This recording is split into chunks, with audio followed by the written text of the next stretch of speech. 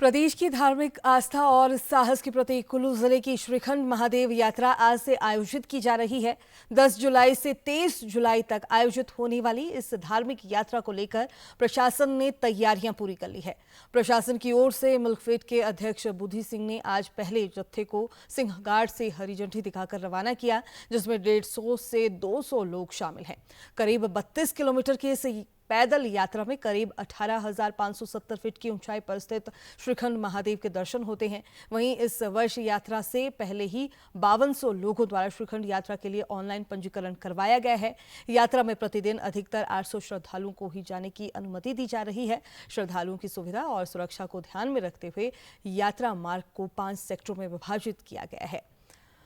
और खबर पर अधिक जानकारी दे रही हैं हमारी सहयोगी संवाददाता सृष्टि शर्मा। जी सृष्टि, जिस हिसाब से आस्था स्थली और साहस के प्रतीक ये यात्रा में मौसम भी जो है श्रद्धालुओं की जो आस्था है उसे पस्त नहीं कर पा रहा है और आज सुबह पहला जत्था रवाना हुआ है। सुरक्षा व्यवस्था की सटीकता को आपसे जानना चाहेंगे। बिल्कुल, अगर बात करें तो आज श्रीखंड महादेव यात्रा का पहला जत्था रवाना हुआ है और आज सुबह ही जो मिल्क फेडरेशन के चेयरपर्सन है बुद्धि सिंह जी, उनके द्वारा हरी झंडी दिखाकर इस जो पहला जत्था है इसे रवाना किया गया है। ऐसे में क्योंकि इस बार बीते बार भी हमने देखा था कि जो ट्रैक था वो कई जगह से क्षतिग्रस्त हो गया था और क्योंकि मौसम को देखते हुए इस बार लोगों की सुरक्षा के लिए, श्रद्धालुओं की सुरक्षा के लिए इस पूरी यात्रा को 5 सेक्टर्स में बांटा गया है और ताकि ये जो लोग हैं, जो श्रद्धालु है, ये पूरे अच्छे तरीके से इस यात्रा को कर सके। इसलिए यहाँ पर मैं आपको बता दूं कि पुलिस के जवानों के साथ साथ एसडीआरएफ के लोग, होमगार्ड के जवानों की यहाँ पर तैनाती की गई है ताकि जो श्रद्धालु है वो पूरे प्रॉपर तरीके से ये जो यात्रा है ये कर सके और किसी भी प्रकार की मुश्किल का सामना उन्हें इस यात्रा के दौरान ना करना पड़े, क्योंकि माना जाता है कि श्रीखंड यात्रा सबसे दुर्गम यात्राओं में से एक है। और बताया ये जा रहा था कि क्योंकि बीते दिनों जिस तरीके से मौसम खराब रहा था तो कई जगह से जो ट्रैक है वो यहाँ पर क्षतिग्रस्त जरूर हुआ था। हालांकि प्रशासन के द्वारा इस ट्रैक को बहाल कर दिया गया है और पहला जत्था रवाना हो गया है। और मैं आपको बता दूं कि श्रद्धालुओं की सुरक्षा के लिए 60 पुलिस कर्मियों, 18 एसडीआरएफ के लोगों और 10 होमगार्ड के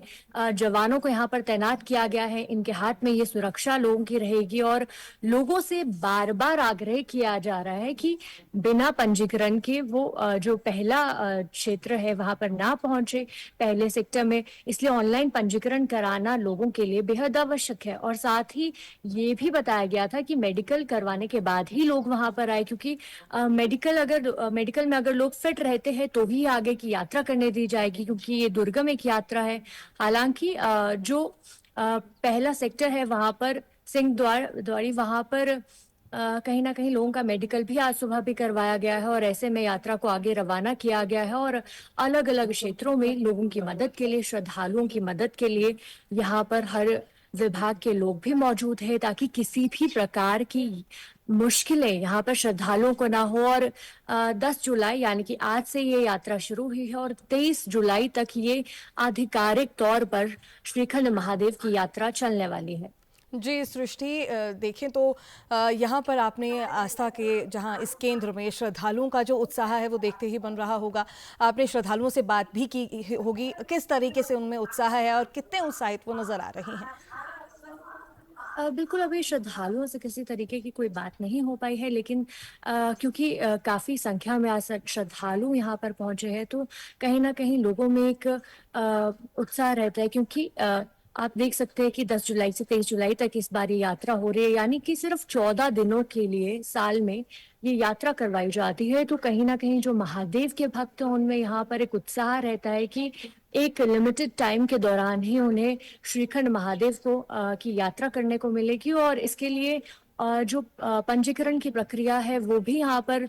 काफी दिनों पहले ही जो ट्रस्ट है उनके द्वारा शुरू कर दी गई थी। और आपको मैं बता दूं कि अभी तक 5200 लोग जो है वो श्रीखंड महादेव यात्रा के लिए पंजीकृत कर चुके हैं, जबकि जो ट्रस्ट है उनके द्वारा ये बताया गया था कि एक दिन में 800 से अधिक लोगों को इस यात्रा पर जाने नहीं दिया जाएगा और ऐसे में जो पहला जत्था है वो आज रवाना हो चुका है। जी जी सृष्टि, बहुत बहुत शुक्रिया तमाम जानकारी के लिए।